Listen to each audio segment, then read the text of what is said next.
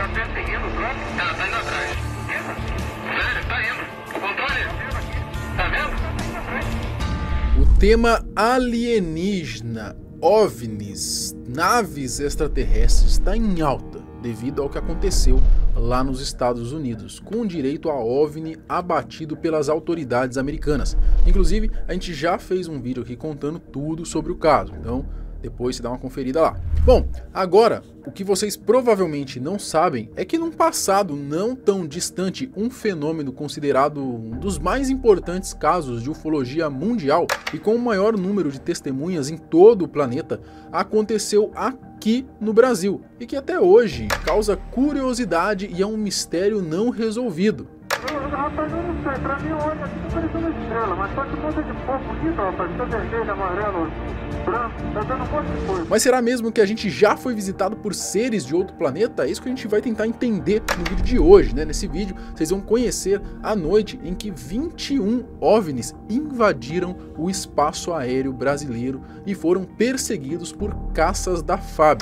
Eu sou o Marcelo Milos, fica comigo que depois da vinheta eu te conto.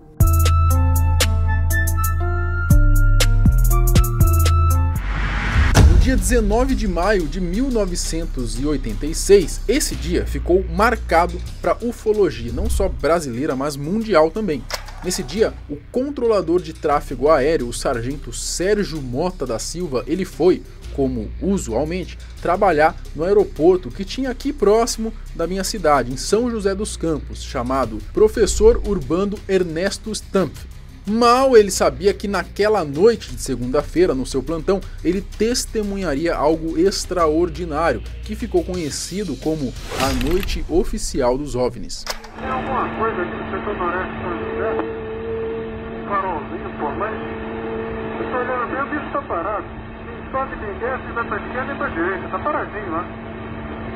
Tô olhando, não é estrela não. É um farol. Naquela noite, 21 objetos voadores não identificados, sendo que algum deles com até 100 metros de diâmetro, foram avistados por dezenas de testemunhas, inclusive por civis e militares no total de 4 estados: São Paulo, Rio de Janeiro, Minas Gerais e Goiás. E só no interior de São Paulo foram registrados o avistamento das possíveis naves em Mogi das Cruzes, Caçapava e Taubaté. A região aqui do Vale do Paraíba, inclusive, foi um dos focos principais da provável visita alienígena. Já chegou o disco voador! Para os céticos que devem estar achando que essa história é uma história duvidosa, aqui perto mesmo, em Guaratinguetá, o avistamento teve várias testemunhas. Quem conta é o ufólogo Edson Boaventura Júnior, presidente do grupo ufológico de Guarujá. Segundo ele, por volta das 8 horas da noite, cerca de 2.000 militares, entre cadetes e oficiais da Escola de Especialistas da Aeronáutica, testemunharam o fenômeno a olho nu e também usando binóculo. Fora isso, os OVNIs foram detectados por radares do Centro Integrado de Defesa Aérea e de Controle de Tráfego Aéreo, o que significa que, em outras palavras, tais objetos eram sólidos e não só miragens. O tal fato assustou tanto os civis como os militares, fazendo com que eles tivessem que tomar alguma providência. 5 caças da Força Aérea Brasileira, a FAB, foram acionados pelo Centro de Operações da Defesa Aérea para interceptar os supostos invasores. Existem relatos dos pilotos daquela operação e é de assustar o que eles contam. Segundo eles, os tais pontos multicoloridos conseguiram, entre outras manobras, ficarem estáticos no céu, voar em zigue-zague, fazer curva em ângulo reto, mudar de cor, trajetória, altitude, além de atingir uma velocidade de até 15 vezes maior que a do som. Para vocês terem uma ideia, o recorde de velocidade hoje, tá? Hoje em dia, é de um caça aí que foi a mais ou menos 3.862 km por hora, ou seja, 3,56 a velocidade do som. Então você imagina naquela época, né? Essa velocidade já é algo muito acima do que conseguimos hoje. Imagina há 35 anos atrás. A gente não ia chegar nem perto disso. De acordo ainda com o Sérgio Mota, o número de objetos voadores naquela noite foi bem maior do que 21. O motivo para que eles usam então só 21 como o número oficial de OVNIs avistados foi que às vezes os pilotos tinham contato visual, dos alvos, mas os radares não conseguiam registrar nada. Já outras vezes, os radares até captavam a presença de algum objeto, mas os pilotos não conseguiam avistá-los. Sendo assim, a aeronáutica considerou apenas os avistamentos que tiveram confirmação simultânea, os demais foram descartados. Estou vendo 3 agora, são 3 luzes. Mas parecem estrelas, mas o radar não pega estrelas, que é isso? Você observa alguma mudança de cor, alguma coisa? Mais provas. Pelo menos 3 aeronaves relataram avistamentos naquela noite. A primeira foi um modelo bandeirante da TAM, que fazia a rota de Londrina a São Paulo. O piloto chegou a informar ao Centro de Controle de Área de Brasília que havia um artefato se aproximando dele, em aparente rota de colisão, mas que depois desapareceu. A segunda, da Transbrasil, também avistou um objeto voador não identificado sobre a região de Araxá, no interior de Minas. O voo seguia de Guarulhos para Brasília.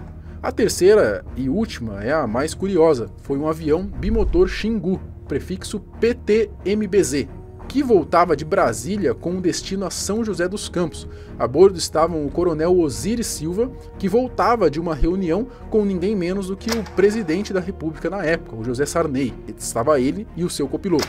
Quem estava no comando do avião era o coronel Osiris Silva, que voltava de Brasília depois de tomar posse como presidente da Petrobras. No dia seguinte, o Osiris Silva tomou posse como novo presidente da Petrobras e na coletiva de imprensa, nenhum jornalista lembrou de perguntar algo sobre petróleo. Todos queriam saber apenas sobre os discos voadores. Osiris, obviamente, se esquivou de todas as perguntas. As provas não param por aí.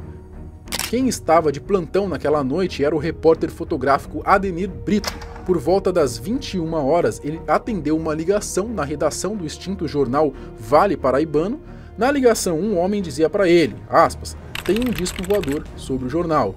O Brito imaginou que fosse algum trote, mas na dúvida ele resolveu dar uma conferida junto com a repórter Yara de Carvalho. No pátio do jornal, eles avistaram então luzes multicoloridas que se movimentavam em todas as direções. Ele estava armado de uma Nikon com lente teleobjetiva de 500mm e filme de 6.400 asas. Espantado e emocionado, ele tirou algumas fotografias daquela aparição que com certeza jamais será apagado de sua memória. Bom, vocês viram aí que na foto só parece um borrão, não dá pra entender nada, mas o fato foi que esse material foi levado e analisado pela NASA, a Agência Espacial Norte-Americana, e mais de 35 anos depois nunca foi devolvido. Caças à procura dos OVNIs. Bom, o risco de um desastre aéreo era iminente naquele dia. Os tais objetos, além de intensa luminosidade, eram capazes de manobras impossíveis para qualquer aeronave daquela época. E para piorar a situação, os supostos OVNIs sobrevoavam instalações estratégicas da defesa aérea, como, por exemplo, o Instituto Nacional de Pesquisas Espaciais, o INPE. Também o Centro Técnico Aeroespacial, isso em São José dos Campos, além da Academia de Força Aérea, em Pirassununga.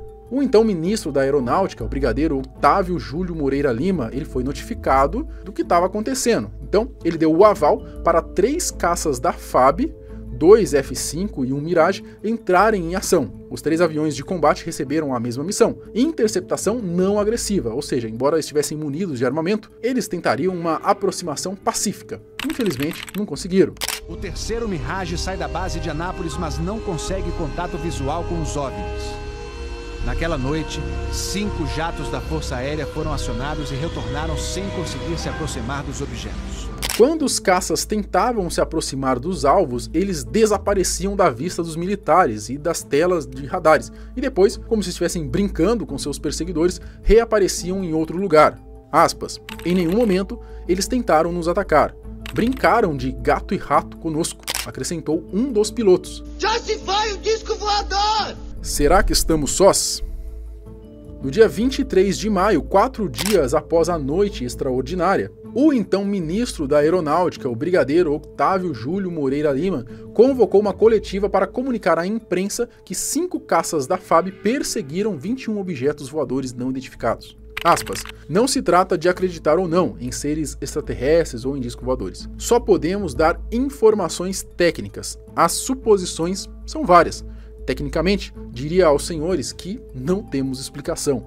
declarou ele na época. Ou seja, sabonetou e não falou nada com nada. O que ocorreu foi que os radares detectaram vários objetos não identificados. Não me diga. Ao fim da coletiva, que contou com a presença dos 5 pilotos da FAB e dos controladores de voo que estavam de plantão naquela noite, o ministro da Aeronáutica declarou que o episódio seria apurado e que dentro de 30 dias divulgaria um dossiê completo. Só que não foi bem assim que aconteceu, né? Apenas 23 anos depois, em 25 de setembro de 2009, um relatório sobre o caso, assinado pelo interino do comando da Aeronáutica, José Pessoa Cavalcante, de Albuquerque, e datado de 2 de junho de 1986, foi divulgado. Aspas. Como conclusão dos fatos constantes observados, em quase todas as apresentações este comando é de parecer que os fenômenos são sólidos e refletem, de certa forma, a inteligência, pela capacidade de acompanhar e manter distância dos observadores, como também voar em formação, não forçosamente tripulados, dizia o documento. Bom, pelo que eu entendi, nessa escrita meio difícil, eu acho que ele quis dizer que isso tudo aconteceu e não era mentira. Mas enfim, em geral, os relatos sobre o caso são inconclusivos. Ninguém sabe dizer ao certo o que aconteceu naquela noite de 19 de maio de 1986. E existe uma dúvida até hoje, se existe ou não vida fora do nosso planeta e o que eram aqueles OVNIs. Hoje, o acervo sobre OVNIs é o segundo mais pesquisado, mais acessado do Arquivo Nacional. Só pede para os relatórios da ditadura militar. O material abrange um período de 64 anos e vai de 1952, quando 2 repórteres da extinta revista O Cruzeiro avistaram um OVNI sobrevoando a Barra da Tijuca, no Rio de Janeiro, até 2016, quando um piloto da FAB relatou um suposto avistamento. Você pode duvidar dessa história, mas que ela parece ser bem embasada, isso é. São muitas testemunhas, algumas provas inconclusivas, mas fica claro que existe algo ali, além da nossa compreensão. É um mistério, no mínimo, intrigante. Mas e aí, você conhecia o dia que o Brasil foi visitado por 21 OVNIs? A noite oficial dos OVNIs? Vocês já viram algo estranho no céu, assim? Acreditam ter visto algum objeto voador não identificado? Poderia ser uma nave? Comenta aqui embaixo, quero saber a sua opinião. E também comenta aqui mais caso de avistamento, caso ufológico, assim, pra gente trazer aqui se vocês gostarem desse tema. A gente faz mais, beleza? Se você viu o vídeo até aqui, eu peço que se inscreva no canal e deixe o seu like para ajudar a gente aqui no engajamento. A gente se vê no próximo vídeo. Falou!